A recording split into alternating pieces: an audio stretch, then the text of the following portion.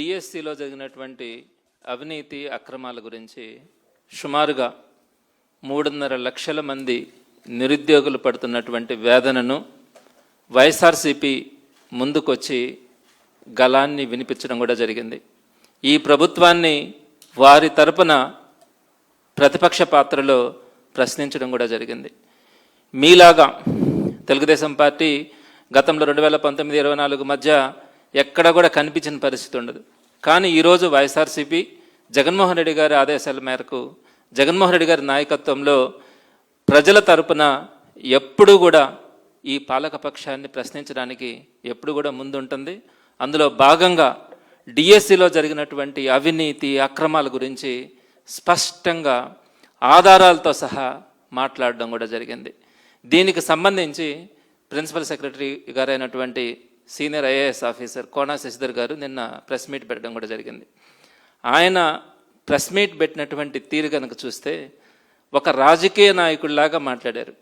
ఒక senior IAS అధికారిగా ఉండి ఆయన మాట్లాడినటువంటి అంశాలు మాట్లాడుతున్నటువంటి నిరుద్యోగుల తరపున మాట్లాడుతున్నటువంటి వైఎస్ఆర్సీపీ నాయకుల మీద సివిల్ క్రిమినల్ కేసులు పెట్టి అరెస్టులు చేస్తామని చెప్పి సాక్షాత్తు ఐఏఎస్ ఆఫీసరే మాట్లాడుతున్నటువంటి పరిస్థితి. మీ పాత్ర ఏంటి, ఏం జరిగింది, మేమేం మాట్లాడాం, వాటి గురించి సమాధానం చెప్పాల్సినటువంటి బాధ్యత మీ మీద ఉంటుంది. ఒకవేళ మీరు ఆ బాధ్యతని నెత్తి మీద పెట్టుకోకపోతే రాజకీయ నాయకులు, అధికారం పార్టీలో ఉన్నటువంటి నాయకులు మాట్లాడతారు. కానీ మీరు ఆ పాత్రను తీసుకొని మీరు బెదిరింపు ధోరణితో క్రిమినల్ కేసులు పెడతామని చెప్పి మాట్లాడినటువంటి తీరు ఈ రాష్ట్ర ప్రజలు కానీ నిరుద్యోగులు కానీ ఎవ్వరూ కూడా హర్షించలే. మీరు ఒక్కసారి మీ రికార్డింగ్స్ అన్నీ కూడా మీరు ఒకసారి వెరిఫై చేసుకోండి. మాట్లాడిన తీరు ఏ విధంగా ఉంది, ఈ విధంగా ఒక అధికారి కూడా మాట్లాడచ్చా అని మీరు అర్థం చేసుకునే రోజైతే తప్పకుండా వస్తుంది. ఇకపోతే మేము ప్రధానంగా లేవనెత్తినటువంటి అంశాల గురించి కోనా శశిధర్ గారు మాట్లాడినటువంటి దాంట్లో ఎక్కడా కూడా స్పష్టంగా చెప్పినటువంటి పరిస్థితిలే. పాపం చాలామంది పాత్రికేయ మిత్రులు ఆ నిరుద్యోగుల పక్షాన ఆ నిరుద్యోగులు పడుతున్నటువంటి వేదనను కోనా శశిధర్ గారి నుంచి ఏదైనా ఆన్సర్ వస్తుందేమోనని చెప్పి మాట్లాడడం కూడా జరిగింది. కానీ వాటికి మాట్లాడకుండా నాకు వాటి గురించి తెలియదు, నాకు కొన్నిటి గురించి నాకు అవగాహన లేదు, నేను వాటిని నా దృష్టిలో లేవు అని చెప్పి ఏదైతే ఈరోజు సొసైటీలో రోల్ అవుతుందో అందరి గొంతుకుగా వినబడతా ఉందో వాటి గురించి సమాధానం చెప్పలేక మీరు ఏదైతే అనుకున్నారో దాన్ని మాత్రమే చెప్పి బెదిరించి అవతల వాళ్ళని ప్రెస్ మీట్ పెట్టి క్లోజ్ చేసినటువంటి పరిస్థితి నిన్న మనం చూసినాం. ప్రధానమైనటువంటి అంశం 2-3 ఇష్యూస్లో మనం ప్రధానంగా నిరుద్యోగుల బాధలను తీసుకొని వచ్చినాం. అందులో మొట్టమొదటిది నవీన్. ఈ నవీన్ ఎవరు? ఎస్సీఈఆర్టీ. ఈ ఎస్సీఈఆర్టీ అనేది ఏంటి? ఈ డిఎస్సి కానీ టెట్టెక్ కానీ ఈ రెండింటి కన్వీనర్గా ఉన్నటువంటి వ్యక్తే ఈ ఎస్సీఆర్టీ డైరెక్టర్గా ఉన్నారు. ఆయన పేరు కృష్ణారెడ్డి గారు. ఈ ఎస్సీఆర్టీలోనే ఈ డిఎస్సి కానీ టెట్టెక్ కానీ సంబంధించినటువంటి క్వశ్చన్ పేపర్ ప్రిపరేషన్ అంతా కూడా ఈ ఎస్సీఈఆర్టీ అనేది చూసుకోవడం జరుగుతుంది. దానికి సంబంధించి డైరెక్టర్గా ఉన్నటువంటి కృష్ణారెడ్డి గారి దగ్గర అవుట్సోర్సింగ్ ఎంప్లాయీగా పనిచేస్తున్నటువంటి నవీన్ అనే ఒక వ్యక్తి అక్కడ ఉండడం కూడా జరిగింది. ఈ నవీన్ అనే వ్యక్తికి ఏకంగా ఫస్ట్ ర్యాంక్ రావడం దేంట్లో? సోషల్ స్టడీస్లో 2 మెథడాలజీస్ రాస్తున్నారు. సోషల్ స్టడీస్ ఒకటి, తెలుగు మెథడాలజీ. సోషల్ స్టడీస్లోకి వచ్చేటప్పటికి ఏకంగా ఫస్ట్ ర్యాంక్ని సాధించారు. అదేవిధంగా తెలుగు మెథడాలజీలోకి వచ్చేటప్పటికి 6th ర్యాంక్ని సాధించాడు. 2 కూడా టాప్ ర్యాంక్సే.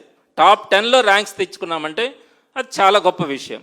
2 మెథడాలజీల్లో కూడా టాప్ ర్యాంక్స్ని తెచ్చుకున్నటువంటి నవీన్, ఈయన ఎక్కడ పనిచేస్తున్నాడు? ఎస్సీఆర్టీలో అవుట్సోర్సింగ్ ఎంప్లాయీగా ఈ కంప్యూటర్ సిస్టమ్ మీద అంతా కూడా పనిచేయడం జరుగుతూ ఉంది. మరి ఆ ఇష్యూస్ అన్నీ కూడా ఇటీవల కాలంలో బయట వచ్చిన తర్వాత దానిని ప్రశ్నించిన తర్వాత నిన్న కోనా శశిధర్ గారు చెప్పినటువంటి అంశం ఏంటంటే ఆయన చెప్పిన దాంట్లోనే డబుల్ మీనింగ్ ఉంది. ఒకసారి ఏం చెప్తారంటే ఆయన మా దగ్గర ఎంప్లాయీగా ఉన్నాడు, ఆ ఎంప్లాయీగా ఉన్నాడు కాబట్టి ఎగ్జామినేషన్ రాసేటప్పుడు అతను ఎన్ఓసి సబ్మిట్ చేయాలా, ఆ ఎన్ఓసి సబ్మిట్ చేయలేదు కాబట్టి మేము ఆయన్ని పక్కన పెట్టినామనే ఉద్దేశంతో ఒకసారి మాట్లాడారు. రెండోసారి ఏం మాట్లాడారు? నిన్న ప్రెస్ మీట్లోనే ఆ నవీన్ అనే వ్యక్తి అసలు మేము సర్టిఫికేట్స్ వెరిఫికేషన్ కోసం పిలిస్తే సర్టిఫికేట్ వెరిఫికేషన్ దగ్గరికి రాలేదు కాబట్టి ఉద్యోగమే లేకపోయినామని చెప్పినారు. అంటే మీరు ఒక్కసారి అర్థం చేసుకోవాలి, ఏం చెప్తా ఉన్నారు?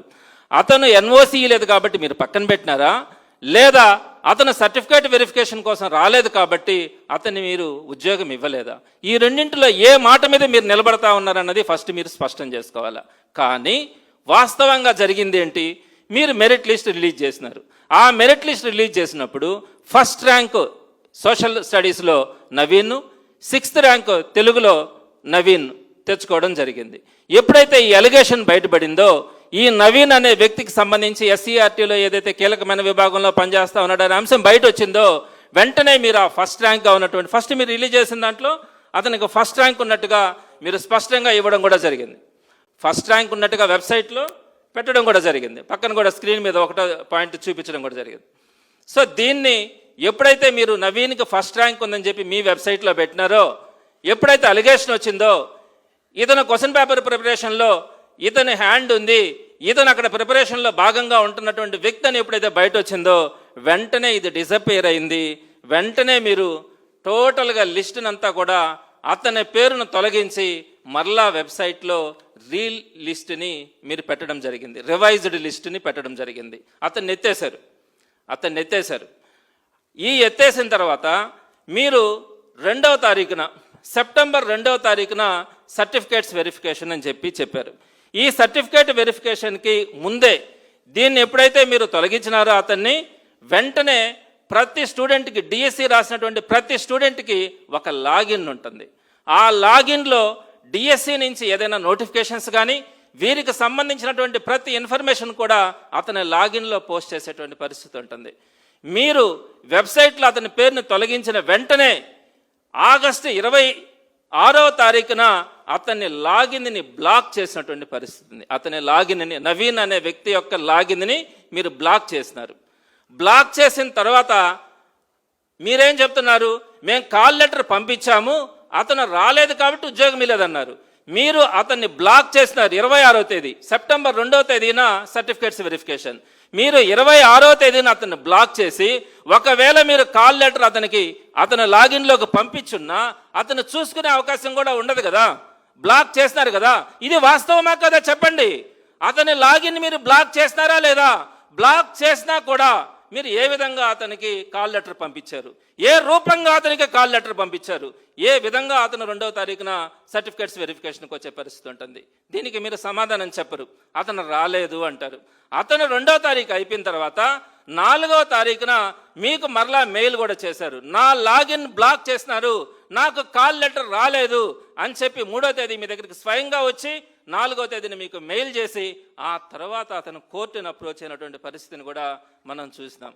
ఇప్పుడు చెప్పండి, మీరు అతన్ని వ్యూహాత్మకంగా బెదిరించి అతన్ని పక్కన పెట్టినారా, లేదా అతను సర్టిఫికేట్ వెరిఫికేషన్ కోసం రాలేదా? ఈ రెండింటిలో దేని మీద స్టాండ్ అవుతారో చెప్పండి. సర్టిఫికేట్స్ వెరిఫికేషన్ కోసం రాలేదని మీరు చెప్పే పని అయితే అతను లాగిన్ ఎందుకు బ్లాక్ చేసినారు? అతను ఫస్ట్ ర్యాంక్ని ఎందుకు డిలీట్ చేసినారు? అతన్ని లాగిన్ బ్లాక్ చేసిన తర్వాత కాల్ లెటర్ పంపించకుండా అతను ఏ విధంగా మీ యొక్క సర్టిఫికేట్ వెరిఫికేషన్ కోసం వచ్చే అవకాశం ఉంటుందో కూడా మీరు చెప్పగలగాల. అతను కోర్టును అప్రోచ్ అయినారు. ఈరోజు మీరు ఏమైంది? ఈ నవీన్ అనే వ్యక్తి మీరేం చెప్తా ఉన్నారు? ప్రధానంగా ఈ క్వశ్చన్ పేపర్ ప్రిపరేషన్కి సంబంధించి ఒక పెద్ద సిస్టమ్ని కోనా శశిధర్ గారు నిన్న ఎక్స్ప్లెయిన్ చేసినారు. అంటే మేమంతా ఎక్స్పర్ట్స్ని పిలుస్తాం, సబ్జెక్ట్ ఎక్స్పర్ట్స్ని పిలుస్తాం, వాళ్ళ దగ్గర కొన్ని రోజుల పాటు ఎస్సీఆర్టీలో కూర్చొని పెట్టి సుమారుగా 3000 క్వశ్చన్స్తో ఒక క్వశ్చన్ బ్యాంక్ తయారు చేయిస్తాం. ఆ క్వశ్చన్ బ్యాంక్ అంతా కూడా ఇద్దరు ఆఫీసర్స్ మాత్రమే డీల్ చేస్తారు. ఆ ఇద్దరు ఆఫీసర్స్ కూడా టీసీఎస్కి మొత్తం అప్లోడ్ చేస్తారు. ఇంత పకడ్బందీ వ్యవస్థ ఉంది అని చెప్పి శశిధర్ గారు చెప్పినారు. బాగానే ఉంది. ఈ వ్యవస్థ మీరు తీసుకొచ్చింది కాదు సార్, ఈ వ్యవస్థని మీరు తీసుకొచ్చింది కాదు. ఇది మొదటి నుంచి కూడా సబ్జెక్ట్ ఎక్స్పర్ట్స్ రావడం కానీ, క్వశ్చన్ బ్యాంక్ తయారు చేయడం కానీ, ఆ క్వశ్చన్ బ్యాంక్ని అప్లోడ్ చేయడం కానీ, దీన్ని ఆన్లైన్లో చేసే పని అయితే ఎగ్జామినేషన్ ప్రాసెస్లోకి తీసుకెళ్లడం కానీ, ఇది జరిగేటువంటి 10th భారతదేశంలో అన్ని రాష్ట్రాల్లో కూడా అన్ని ఎగ్జామ్స్కి సంబంధించి ఆంధ్ర రాష్ట్రంలో కూడా కొనసాగేటువంటి పరిస్థితి. ఇది కొత్తగా ఈ కూటమి ప్రభుత్వం వచ్చింది కాదు. అయితే మాకున్నటువంటి ప్రశ్న ఈ ఎక్స్పర్ట్స్ కొన్ని ప్రశ్నలు ఇస్తారు. 2 ఆఫీసర్స్ తీసుకున్నారని మీరు చెప్పారు. అందరితో కాదు కదా, దాన్ని టైప్ చేయాలి కదా. ఎవరో ఒకరు ఆ క్వశ్చన్స్ అన్నింటినీ 3000 క్వశ్చన్స్ని టైప్ చేయాలి కదా. టైప్ చేసిన దాన్ని అప్లోడ్ చేయాలి కదా. ఈ వ్యక్తులు ఎవరు? ఆ 2 ఆఫీసర్స్ టైప్ చేస్తారా? ఈ సబ్జెక్ట్ ఎక్స్పర్ట్స్ టైప్ చేస్తారా? చేయరు కదా. మీరు కేవలం సబ్జెక్ట్ ఎక్స్పర్ట్స్ క్వశ్చన్స్ ఇచ్చినారు, 3000 క్వశ్చన్స్ ఇస్తారు, క్వశ్చన్ బ్యాంక్ తయారైంది, ఈ ఇద్దరు ఆఫీసర్స్ దగ్గరే ఉంటాయి, ఈ ఇద్దరు కలిసి టీసీఎస్కి పంపిస్తారు, ఎగ్జామినేషన్ సిస్టమ్ ఇంత పకడ్బందీగా జరిగిందని చెప్తున్నారు. కానీ ఆ సిస్టమ్ జరుగుతూ ఉంది, మొదటి నుంచి కూడా జరుగుతుంది. కానీ మధ్యలో జరిగినటువంటి అంశాలు ఏంటి? టైప్ చేసినటువంటి వాళ్ళు ఎవరు? ఇన్ని క్వశ్చన్స్ టైప్ చేయాలంటే చేయాలి కదా, దీన్ని అప్లోడ్ చేసింది ఎవరు? దీనికి సంబంధించే నిరుద్యోగుల్లో ఉన్నటువంటి అనుమానం, దీనికి సంబంధించే మాట్లాడుతున్నాం. అక్కడ ఉన్నటువంటి ఉద్యోగి నవీన్ అనే వ్యక్తికి ఫస్ట్ ర్యాంక్ వచ్చింది, నిజమా కాదా? వచ్చిన తర్వాత మీరు తొలగించారు. మీరు తొలగించింది కనుక తప్పైతే అతనికి ఉద్యోగం ఇచ్చి ఉండాలి. అతనికి ఉద్యోగం ఇవ్వకుండా మీరు తప్పించిన పరిస్థితి ఉంటే అది తప్పని మీరు ఒప్పుకున్నట్టే. ఒకవేళ అది తప్పనైతే ఆ తప్పు వెనక జరిగినటువంటి కుట్ర. ఈరోజు నిరుద్యోగులందరిలో ఉన్నటువంటి బాధ ఏంటంటే ఇది కేవలం ఆ ఒక్క వ్యక్తితోనే ఆగలేదు. ఈ ఒక్క వ్యక్తి ద్వారా కొన్ని కోచింగ్ సెంటర్లకు ఆ పేపర్ పోవడం, కానీ దానివల్ల చాలామంది నిరుద్యోగులకి అన్యాయం జరిగింది అనే అభిప్రాయం వాళ్ళలో ఉంది. కాబట్టి మేమేం చెప్తా ఉన్నామంటే, మేము అడిగేది కూడా ఒక ఎంక్వైరీ చేయండి. మీరు ఒక వ్యక్తిని తొలగించినంత మాత్రాన దీనికి సొల్యూషన్ రాదు. అది సమంజసం కాదు, ప్రజాస్వామ్యంలో అది కరెక్ట్ కాదు. మీకు అది తప్పు అనిపిస్తే మీరు పక్కన పెట్టిన తర్వాత దాని మీద ఒక ఎంక్వైరీ వేసి ఆ ఎంక్వైరీలో అది ఆ ఒక్కరికి మాత్రమే పరిమితమైందా, లేక ఆ వ్యక్తి ద్వారా అనేక మంది దానివల్ల బెనిఫిట్ అయ్యి తద్వారా కొన్ని వేల మంది నిరుద్యోగులకి నష్టం జరిగిందా లేదా అన్నది విచారణ చేయాలని వైఎస్ఆర్సీపీ కోరుతా ఉంది. ఈ వైఎస్ఆర్సీపీ కోరిక కూడా అది మా కోరిక కాదు, కొన్ని లక్షల మంది నిరుద్యోగుల కోరికగా, గొంతుకగా మీ ముందు మాట్లాడడానికి ప్రయత్నిస్తూ ఉంది. కానీ మాకు ఒక్క వ్యక్తితో లేకపోతే కొంతమందితో వచ్చినటువంటి బాధ కాదు. ఇంకొక విషయం కూడా చెప్తారు శశిధర్ గారు. ఏం చెప్తారంటే, ఈ పిల్లలందరినీ అనుమానించినట్టు అని చెప్తారు. మేము చెప్తా ఉన్నాం పదే సెలెక్ట్ అయిన 1,36,000 ఉద్యోగాలు సింగిల్ టైం ఇచ్చినటువంటి జగన్మోహన్ రెడ్డి గారిని చూసినామండి. 18 లక్షల మంది ఎగ్జామ్ రాస్తే ఆఫ్లైన్ సిస్టంలో ఎక్కడ ఒక్క ఆరోపణ లేకుండా ఆ ఎగ్జామినేషన్ కంప్లీట్ చేసినటువంటి ఘనత వైఎస్ఆర్సీపీది. కొంచెం వాటర్ కాలేదు. వైఎస్ఆర్సీపీది. మీరు 3,50,000 మందికి మీరు ఎగ్జామినేషన్ పెట్టలేక, అక్కడ 16,000 ఉద్యోగాల్ని మీరు ఫిల్ చేయలేక ఈరోజు ఇంత అవినీతి సిస్టమ్ని మీరు ఎస్టాబ్లిష్ చేసినారంటే మీరు ఒక్కసారి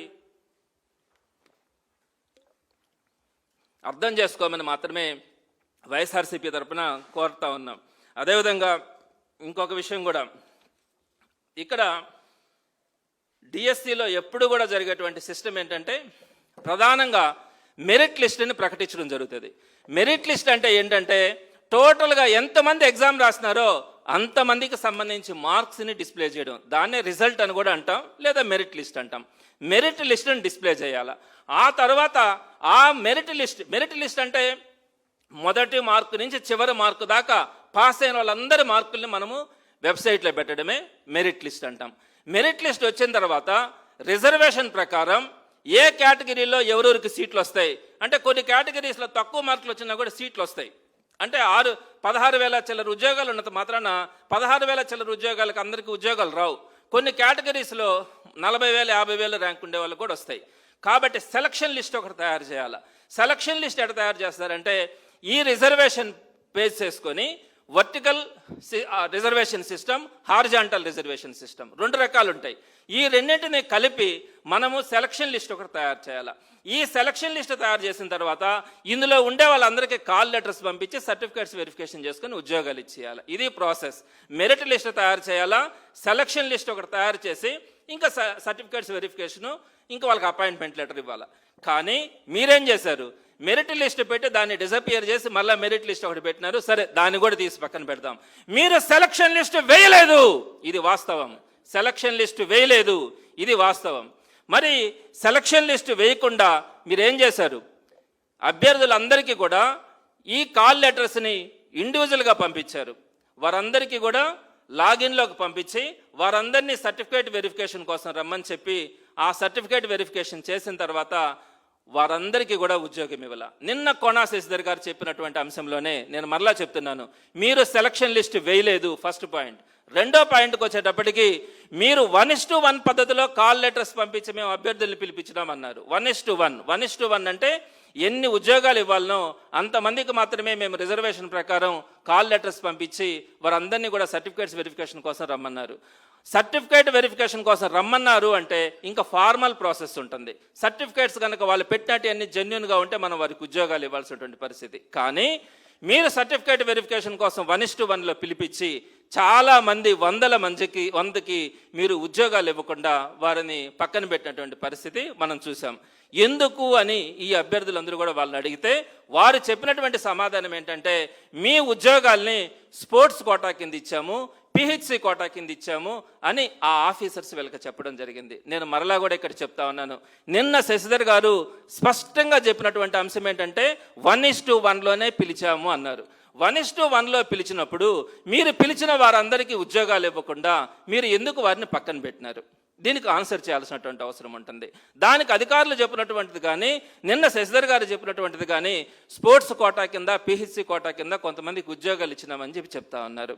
దానికి కోన శశిధర్ గారు చెప్పినటువంటి ఇంకోటి ఏంటంటే, మేము హారిజాంటల్ రిజర్వేషన్ పద్ధతిని తీసుకొచ్చాము. ఈ హారిజాంటల్ రిజర్వేషన్ పద్ధతి ప్రకారం కొత్తగా ఆ స్పోర్ట్స్ కోటా పిహెచ్సి కోటా కిందకి ఉమెన్ కోటా కిందకి ఇవ్వాల్సి వచ్చింది. కాబట్టి వారందరికీ కూడా మనం అకామిడేట్ చేయాలి, కాబట్టి కొంతమందిని తొలగించాల్సిన పరిస్థితి వచ్చిందని చెప్పి మీరు చెప్పడం జరిగింది.